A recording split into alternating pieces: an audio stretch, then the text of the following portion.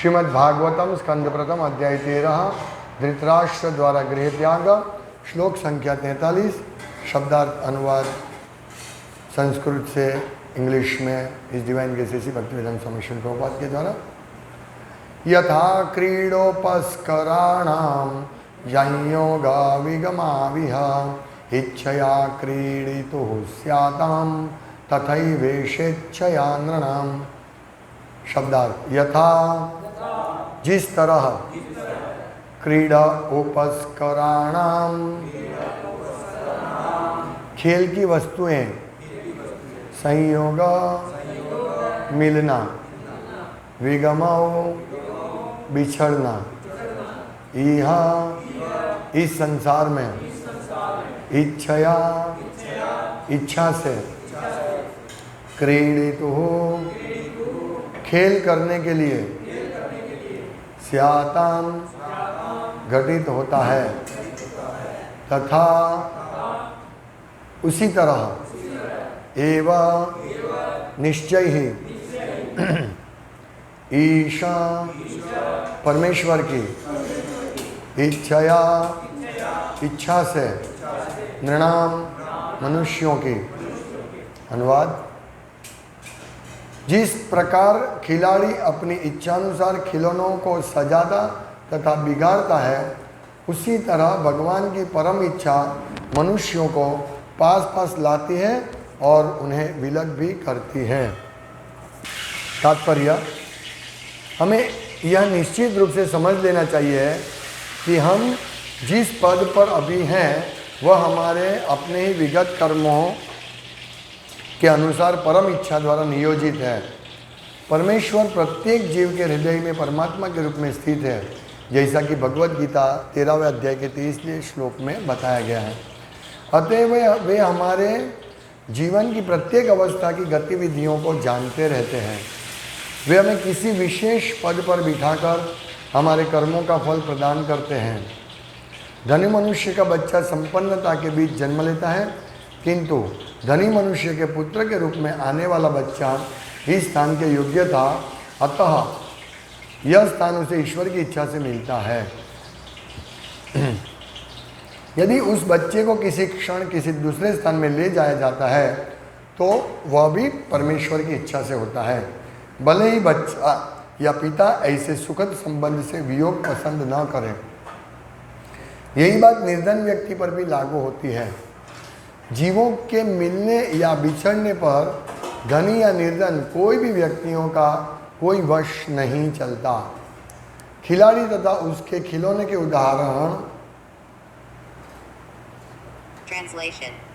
As a player sets up and disperses his play. Okay.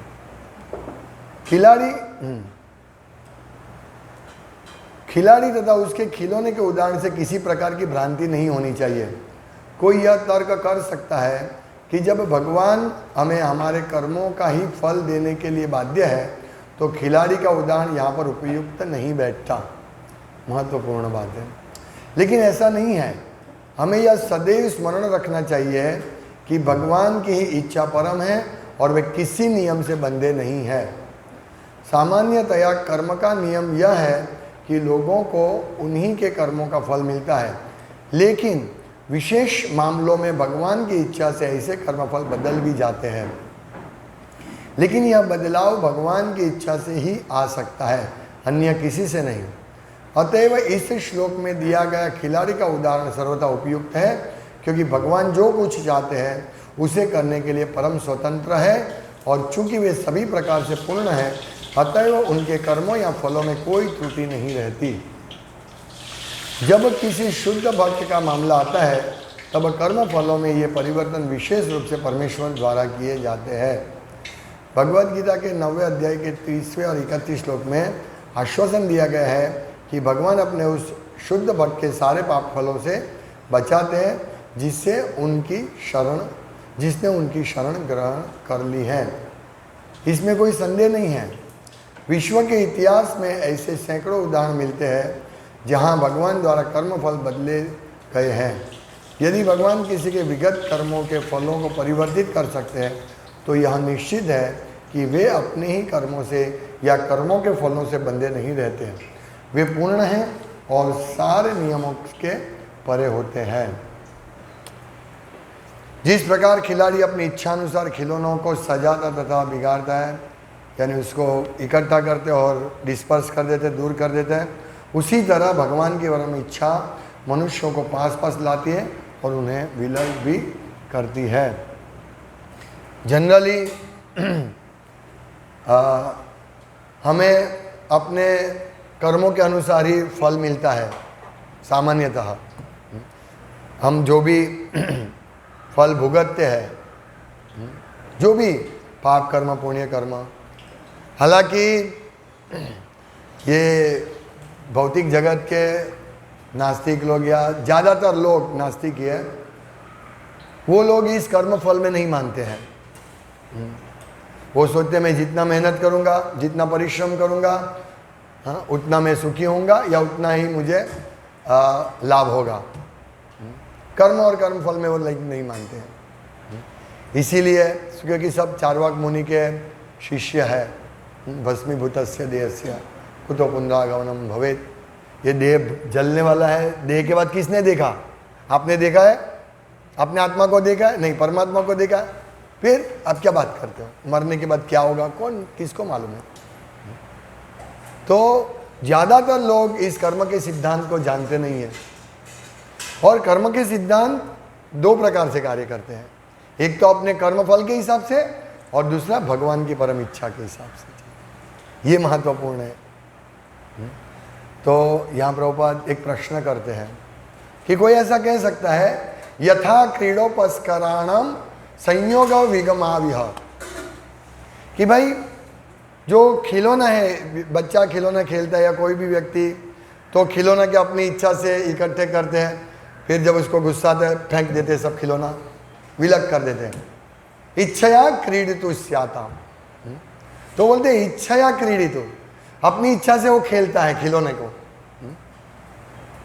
नज़दीक लाता है अपने हिसाब से, सैनिक होता है या पशु होता है या जो भी खिलौना खेलता है वो अपने हिसाब से उसको लड़ाता है, फिर फेंक देता है। तो प्रभुपाद कहते हैं कि बच्चा अपनी हिसाब से करता है तो उसी प्रकार, लेकिन यहाँ तो है कि हमारे विगत कर्मों के हिसाब से हमें फल मिलता है।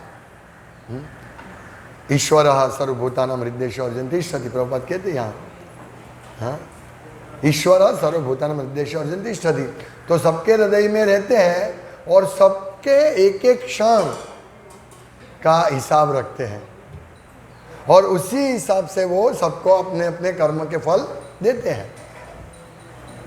ये बात एकदम स्पष्ट है।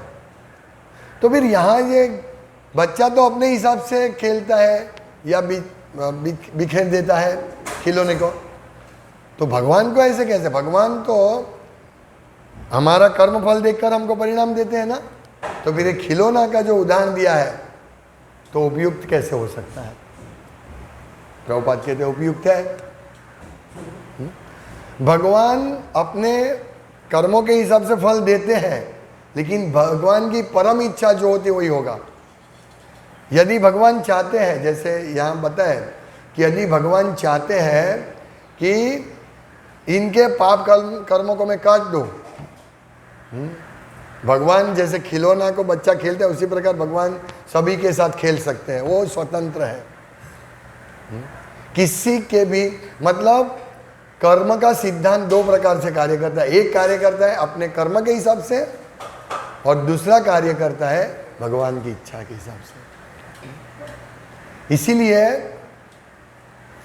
हमारी जो रेखा है वो एक निर्देश के हिसाब से ठीक है, एक दिशा मिलती है इस रेखा से, लेकिन अल्टीमेटली तो हमारी भक्ति के ऊपर, भगवान की इच्छा पर निर्भर करता है।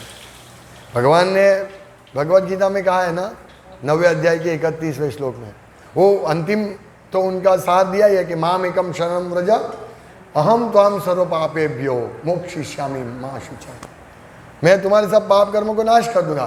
तो ये तो भगवान ने अपने हिसाब से खिलौना को बिखर दिया। यस, भगवान कर सकते हैं, एकदम उदाहरण परफेक्ट है। साधारणतः भगवान अपनी शक्तियों के द्वारा सबको अपने जो एजेंट है देवताओं के द्वारा, और जो भी 3 प्रकार की पीड़ा आदि दैवी ताप देते हैं भगवान, वो उसमें भगवान दखलंदाजी नहीं करते हैं।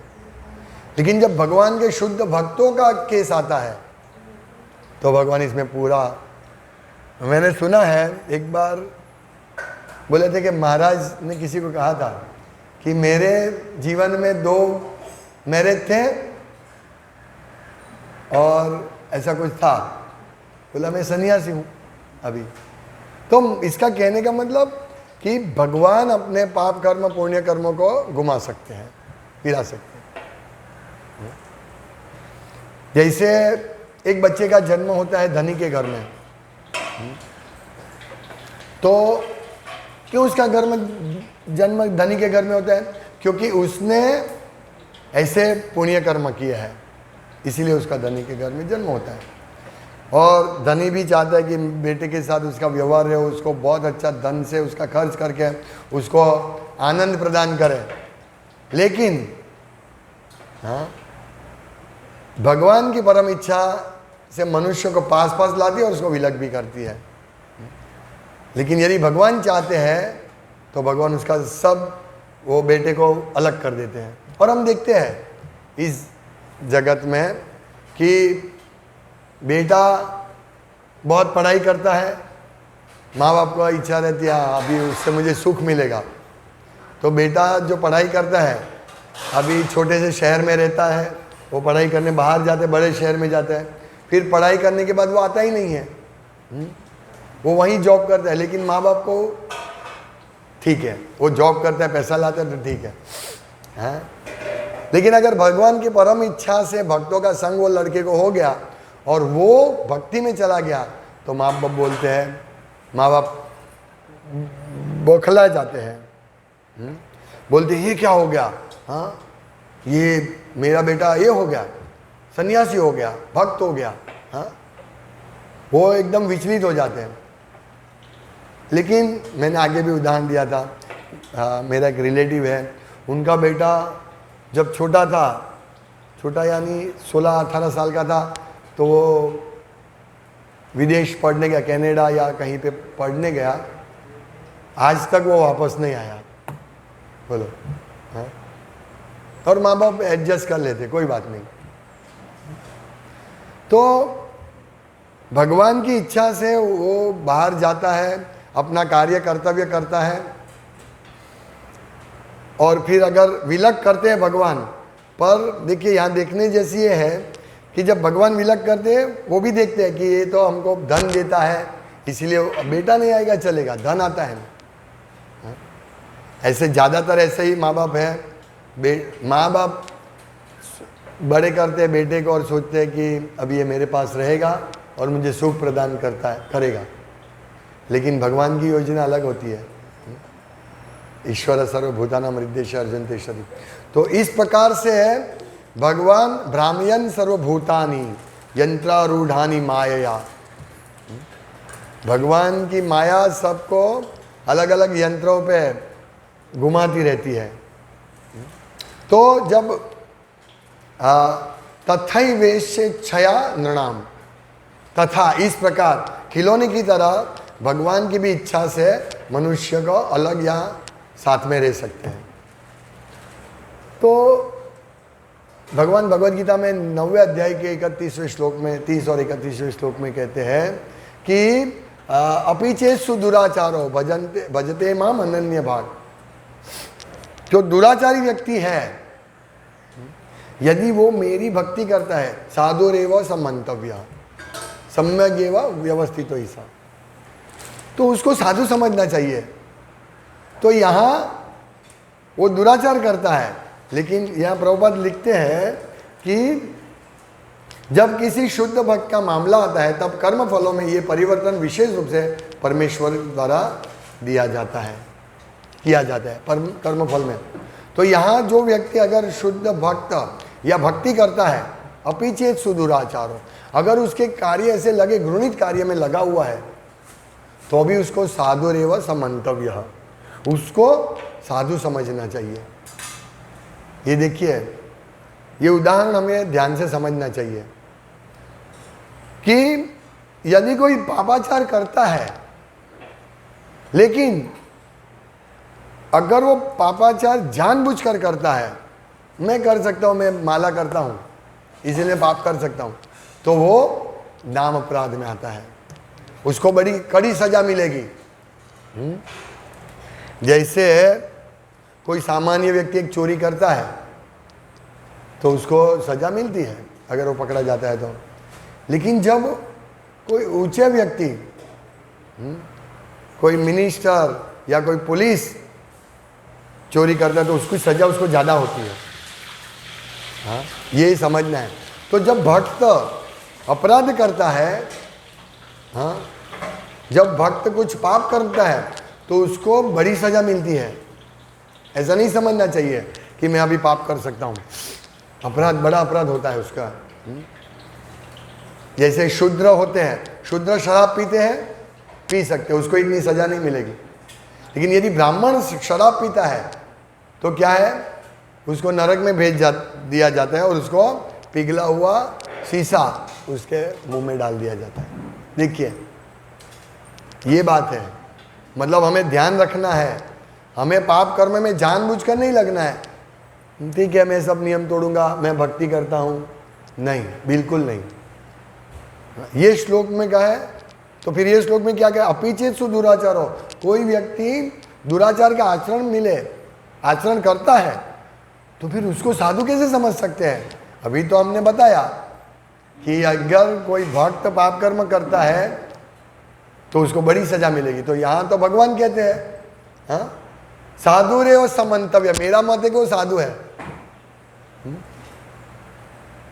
तो क्या समझना चाहिए, क्यों उसको साधु समझना चाहिए? ये पिछले श्लोक में, दूसरे श्लोक में बताया है, क्षिप्रम भवति धर्मात्मा, वो तुरंत धर्मात्मा बन जाएगा। ऐसे दिखते हैं कि वो पाप कर्म करता है, लेकिन वो क्या है, जैसे प्रभुपाद उदाहरण देते हैं, कैसे पंखा है, पंखा चलता है, अभी स्विच बंद कर देंगे तो पंखा तो रुक थोड़ी जाएगा, धीरे धीरे धीरे धीरे रुकेगा। इसी प्रकार हम लोग भक्ति करते हैं तो हमारे पूर्व पाप कर्मों की इच्छा से हमारे संस्कार आते हैं, और वो संस्कार की वजह से हमारा से पाप कर्म होता है तो वो माफ होता है। लेकिन वो संस्कार की वजह से हम पाप कर्म करते ही रहते और सोचते हैं हम तो भक्ति करते हैं, ये पाप कर्म अपने आप नाश होगा। नहीं, हम पाप कर्म यदि हमारे से गलती से होता है, हम रोक नहीं सकते हैं, तो हमें भगवान को प्रार्थना करनी चाहिए कि भगवान, मैं ये पाप कर्म नहीं करना चाहता हूँ, फिर भी गलती से मेरे से हो जाता है, मैं मेरी इंद्रियों को, मेरे मन को वश में नहीं कर सकता हूँ, प्लीज़ आप मुझे बचाइए, मैं नहीं करना चाहता हूँ, आप मुझे बचाइए। इस प्रकार वो पश्चाताप करता है। पश्चाताप महत्वपूर्ण है। तो ये दो भेद है कि भक्त भी पाप कर्म करता है, सोचता है चलेगा, मैं कृष्ण भक्ति करता हूँ, कर लूँगा। नहीं, उसको पश्चाताप करना पड़ेगा प्रत्येक पाप कर्म। अगर वो शुद्ध भक्त है तो पश्चाताप करेगा ना, वो भक्ति में आगे बढ़ना चाहते हैं तो पश्चाताप करेगा। जनरली हम देखते हैं, थोड़े भक्त आते हैं, भक्ति में आते हैं, फिर थोड़ी अच्छी भक्ति करते हैं तो उनको थोड़ा सुख थोड़ा मिलता है। हाँ, भगवान नाम अपराध से जो भक्ति करते हैं उसको ऐश्वर्य मिलता है। तो ऐश्वर्य प्राप्त करके फिर वो आगे बढ़ने के लिए नहीं, फिर वहीं पे रुक जाता है, शिथिल हो जाती है उसकी भक्ति में। तो जब भगवान ऐश्वर्य देते तो हमारी भक्ति शिथिल भी हो जाती है। तो शिथिल भक्ति होगी तो हम लोग भक्ति में प्रगति नहीं कर पाएंगे। चलेगा चलेगा चलेगा, जल्दी उठना नहीं, 16 माला करना है ना, जल्दी उठने का है, पूरे दिन में करना है, 24 घंटे में 16 माला करना है, कभी भी कर लूँगा, शिथिल। अभी तो मुझे धन है तो धन को मैं थोड़ा एंजॉय करूँ, ऐसे शिथिल हो जाती है। तो फिर वो भक्ति करता है, पाप कर्म भी करता है, फिर उसको पश्चाताप नहीं होता है। ठीक है, थोड़ा बाहर का खाना खा लिया, हाँ, कभी कभी फ्रेंड के साथ जाते हैं तो थोड़ा सा बियर पी लिया, कोई बात नहीं, मैं जब तो करता हूँ ना, सब माफ हो जाएगा, ऐसा होता है। तो वो अपिचेत सुदुराचारों में नहीं आएगा, वो जानबूझकर करता है। नाम यस्य पाप बलात्, को नाम के बल पर पाप करता है, ये अपराध हो जाता है। तो उसके लिए भगवान कर्म बंधन नहीं बदलते हैं। यह स्पष्ट लिखा है प्रभुपाद ने कि जो शुद्ध भक्ति करते हैं और यदि उसके मार्ग में उससे गलती से कोई पाप आचरण होता है तो उसको माफी मिलती है। क्यों? क्योंकि क्षिप्रम भवति धर्मात्मा, क्योंकि वो भक्ति के मार्ग में आगे बढ़ रहा है और वो तुरंत क्षिप्रम भवति धर्मात्मा, वो तुरंत धर्मात्मा बन जाएगा। हम हमारे सबके उदाहरण में देखते हैं, हम सब पाप कर्म करते थे, हाँ? लेकिन जैसे हम भक्ति में आए फिर भी हमारे पाप कर्म चालू थे, और कभी अभी भी हम लोग थोड़े बहुत पाप कर्म तो करते ही रहते हैं, लेकिन क्योंकि पंखा चालू है इसलिए गलती से कोई पाप कर्म हो गया, लेकिन हमें पश्चाताप करना है, पश्चाताप। तभी भगवान खिलौने की तरह, चलो भाई इसको यहाँ भेजो, इसको वहाँ भेजो। और कभी कभी हमको भगवान टोकन रूप में पाप कर्म की सजा दे देते हैं। जैसे बच्चा खेलता है और थोड़ा वो खिलौने में कुछ तकलीफ आ गई तो जोर से फेंक देता है बच्चा, तो भगवान भी हमको सजा तो देंगे, ऐसा नहीं भगवान माफ करें, चलो जाने दो तो बिगड़ेगा और थोड़ी सजा मिलेगी। जब कोई पाप कर्म करता है भक्त तो उसको भारी सजा, थोड़ी सजा मिलेगी, तो सजा से उसको वापस आ जाना चाहिए भक्ति में। ऐसा नहीं सजा मिली तो ठीक है, ये तो होता रहता है, नहीं हो यस भगवान ने मुझे सही रास्ते पर भेजा। यदि भगवान ने मुझे सजा नहीं करते तो मैं अभी भी ये करता, इसीलिए ठोकर, हम बोलते हैं ठोकर खाते हैं, तो भगवान उसको रास्ते में ठोकर रख देते हैं, जाओ गिरो तुम, फिर गिरते हैं, फिर वो उठता है, ओ मेरा बहुत बड़ी गलती हो गई, अभी मैं रेगुलर भक्ति करूँगा, 16 माला करूँगा, भक्तों का संग करूँगा। तो भगवान जब भक्तों के संग से दूर चला जाता है तो भगवान वापस उसको लेके आके उसको गिरा देते उधर, चल गिरो, फिर वापस भगवान उसको लेके आके हाँ भक्तों के संग में। तो ये उदाहरण है ना, खिलौने को जोड़ना, तोड़ना, फेंकना, साथ करना, ये सब जैसे खिलाड़ी करते हैं ऐसे ही भगवान भी करते हैं। लेकिन भगवान का इस प्रकार का खेल दिव्य है, ये हमें समझना चाहिए। क्योंकि भगवान, देखिए भगवान किसी के भी कर्म के साथ छेड़खानी कर सकते हैं, क्योंकि भगवान दिव्य है। भगवान किसी के ऊपर ये नहीं करते हैं, क्या कहते हैं वो, हाँ नहीं मैं क्या कुछ बोलना चाहता कि भगवान जो कर्मफल के बंधन है उसको चलने देते हैं उसके हिसाब से। लेकिन भगवान जब चाहते हैं, जैसे एक बहुत सुंदर उदाहरण है जय विजय का। जय विजय जब 4 कुमार जा रहे थे, वैकुंठ में थे, वैकुंठ के 7वें दरवाजे के पास जय विजय ने रोका, हे कहाँ जा, गुस्सा किया। तो ये मुनि को भी गुस्सा आ गया, 4 कुमारों को। हाँ? फिर बहुत सुंदर उसमें चर्चा है। हाँ, वो शाप दे देते हैं, फिर भगवान आते हैं बीच में, रुको क्या हुआ। फिर वो शाप देते कि आप जय विजय का पतन हो, फिर वो भी, उनको भी बहुत पछतावा होता है। लेकिन भगवान कहते हैं ये मेरी इच्छा से हुआ है, मेरी इच्छा से। तो प्रभुपाद लिखते हैं उस अध्याय में, प्रभुपाद लिखते हैं कि भगवान की इच्छा से होता है। हाँ, उनको शाप मिला, अभी हम भगवत धाम में हैं, भगवान की 24 घंटा स्मरण कीर्तन, भगवान की सेवा कर रहे हैं, और हमको बोले जाओ भौतिक जगत में गिरो, तो हमारी क्या हालत होगी। लेकिन प्रभुपाद कहते हैं भगवान की इच्छा से, क्योंकि उस टाइम भगवान को युद्ध करने की इच्छा हुई। तो उनके मन में 4 कुमारों भी घूमते घूमते आ गए, वैकुंठ में कौन आता है ऐसे घूमते घूमते, वो आ गए। और वैकुंठ में कौन मतलब गुस्सा करेगा, इन्होंने गुस्सा किया जय विजय ने, तो ऐसे इम्पॉसिबल चीज होती है। तो देखिए भगवान ऐसे खिलौने की तरह, खिलौने से हम लोगों को खिलौना बन के खेलते हैं भगवान, ये स्पष्ट बात है। लेकिन भगवान किसके साथ खेलते हैं? हाँ, भगवान को युद्ध की इच्छा हुई तो अपने पार्षद के साथ खेलेंगे। इस दुनिया में जगत में कौन है? दारा सिंह था एक मजबूत, अभी खली के साथ क्या भगवान खेलेंगे? हाँ? हिरण्यकशिपु चाहिए, हिरण्यकशिपु इतने, हिरण्याक्ष और हिरण्यकशिपु, जब हिरण्यकशिपु और भगवान नरसिंहदेव का युद्ध चल रहा था तो भगवान भी खेल रहे थे। ऐसे हिरण्यकशिपु ने गदा का प्रहार किया, भगवान को लगा। फिर देवता बोले, अरे ओहो भगवान आप जल्दी उसको नाश करो, हमको डर लगता है कहीं वो आपको नहीं मार दे। हाँ, इसे ड्रामा भगवान भी करते, बहुत अच्छा ड्रामा करते। तो ये सब खिलौने के साथ खेलते हैं भगवान। लेकिन यदृच्छा, हाँ, तथे ईशेच्छया, यहाँ तथे वेशेच्छया, तथेव मतलब इस प्रकार किसी की ईशे इच्छा, ईश्वर इच्छा। इसीलिए देखिए भक्ति सिद्धांत महाराज या भक्ति विकास महाराज क्या बोलते हैं? कृष्णा विलिंग, कृष्ण की इच्छा होगी तो मैं ये करूँगा, कृष्ण की इच्छा होगी तो मैं वहाँ जाऊँगा। तो हमें भी हमेशा, हाँ, हमें अभी जाना है, घर पे जाना है, ये प्रोग्राम ख़त्म करके घर पे काम है, हम ऐसा बोलते हैं जनरली।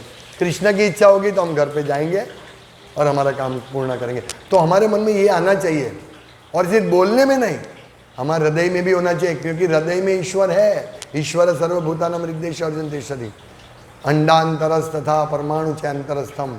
ये साक्षात्कार हमको करना है बस, कि ईश्वर प्रत्येक के हृदय में है।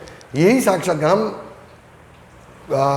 सिद्धांत रूप से जानते हैं, लेकिन प्रैक्टिकल रूप में साक्षात्कार हमको करना है। ये यदि हम भक्ति में आगे बढ़ेंगे तो ये साक्षात्कार होगा, और हम कभी भी अपने को अकेले महसूस नहीं करेंगे। जैसे श्रील प्रभुपाद अमेरिका गए, वो कभी ऐसे नहीं बोले मैं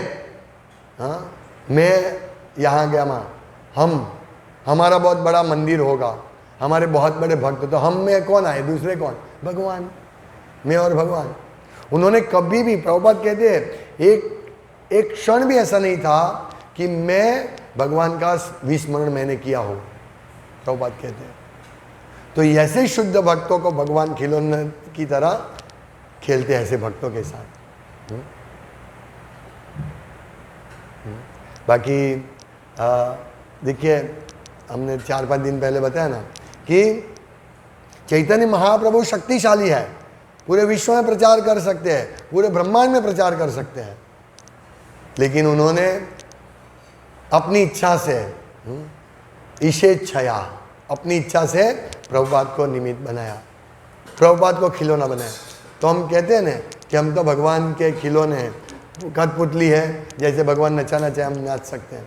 तो ये परफेक्ट उदाहरण है कि बच्चा खिलौना खेलता है और विलक करता है, इसी प्रकार भगवान हमारे साथ हमको एक खिलौना बना के खेल सकते हैं। लेकिन हमारे साथ भगवान का खेल दिव्य खेल है, और हमें ये खेल को समझना है। तो जब हमारे जीवन में जब भी गंभीर घटना बनती है और हमें दुख होता है, हाँ, दुखी होते हैं, तो हमें समझना चाहिए भगवद इच्छा, हाँ, तत्यनुकंपा सुसमीक्षमाणो भूंजान एवत्मकृतम विपाकम। तो हमारा हमेशा ये होना चाहिए कि भगवान, आपने मुझे जो दुख मिला, भक्त कभी नहीं बोलता आपने दुख दिया, भक्त क्या बोलते हैं? भगवान आपने हमें जो दुख मिला, वो जो भी मिला वो हमको जितना भुगतना था उससे आपकी कृपा से कम मिला। और हम देखते हैं, हाँ, अभी थोड़ा गुरु महाराज के व्यास जब यहाँ आए थे, उसके बाद एक घटना बन गई, घटी भक्तों के बीच में। तो घटना से सभी भक्तों ने अपना अपना साथ निकाला कि भगवान की इच्छा से ये हुआ। सबने अपनी जो दोष था, अपना जो भी खामी थी, उसको सुधारने के लिए प्रयास किया। तो ये ईशेच्छया, भगवान की इच्छा से ये घटना हुई। तो ये हमें समझना है। हालांकि इसका मतलब ये नहीं कि हम भगवान की इच्छा से जो भी हम करते हैं, हाँ, हम कुछ भी करते हैं भगवान की इच्छा से, ऐसा नहीं समझना चाहिए। ये भगवान की इच्छा से, तो भगवान की इच्छा समझनी चाहिए। पहले हमको भगवान की इच्छा मालूम नहीं पड़ेगी, क्योंकि हम वो शुद्ध लेवल पर नहीं है। प्रभुपाद जैसे शुद्ध भक्त भगवान की इच्छा के हिसाब से ही चलते हैं। हम भी भगवान की इच्छा के हिसाब से चल सकते हैं यदि हम हमारे जीवन में जो भी घटना बनती है उसको ऐसा समझे कि भगवान की कृपा से है। भगवान की प्रत्येक इच्छा में कृपा यानी प्रसाद, दुख भी हमारे ऊपर दुख भी है कृष्ण की कृपा, और सुख भी कृष्ण की कृपा। इस प्रकार हमें समझना है इस श्लोक में। और भगवान, ये तो भक्तों के लिए नहीं है ये चीज़ बोलना, कि यह निश्चित है कि भगवान अपने ही कर्मों से या कर्मों के फलों से बंधे नहीं रहते हैं। भगवान स्वतंत्र है। ऐसे जैन मुनि बोलते हैं ना कि भगवान अभी कहाँ है? नरक में है। कृष्ण नरक में क्यों? क्योंकि उन्होंने सब गोपियों दूसरे की पत्नी के साथ नाचे थे। वो क्या मालूम पड़ेगा इन लोगों को? क्या मालूम पड़ेगा भगवान क्या है? बहुत साल पहले मुझे एक ऐसे जैन मील मालिक ने बताया था, बोला कि भगवान तो ऐसे नरक में है। क्यों? क्योंकि ऐसे गोपियों के साथ या दूसरी औरत के साथ उन्होंने ऐसा किया था। मैं बोला आपको पूरी कहानी मालूम नहीं इसलिए आप ऐसा बोलते हैं। मैंने बोला आप जैन हो, ठीक है, आपके साधु लोग नंगे घूमते हैं, हाँ, तो क्या उसका क्या मतलब है? कोई बोलेगा ये तो नंगा घूमता है, देखो, हाँ, तो इसके पीछे कुछ है ना लॉजिक। तो आप कैसे बोल दिया कि भगवान ने गोपी के साथ खेले और बिना लॉजिक को, बिना समझे, जाने समझे ऐसे बोल दिया कि भगवान नरक में है? हाँ, ये अपराध है। आप बोलते हैं वो, जैसे मैं बोलूँगा कि नंगा घूम रहा है आदमी, हाँ, तो अपराध है, क्योंकि उसका एक कारण है, इसलिए वो हाँ, सही बात है आपकी, चुप हो गया वो। ऐसा ही है, हाँ? भगवान कुछ भी किसी के साथ कर सकते हैं, हाँ? एक बहुत सुंदर उदाहरण है कि जिस प्रकार सूर्य, ये सुखदेव गोस्वामी कहते हैं कि सूर्य मल मूत्र भी सोचते हैं, चूस लेते हैं, लेकिन इसका मतलब ये नहीं कि वो गंदा हो जाता है, हाँ?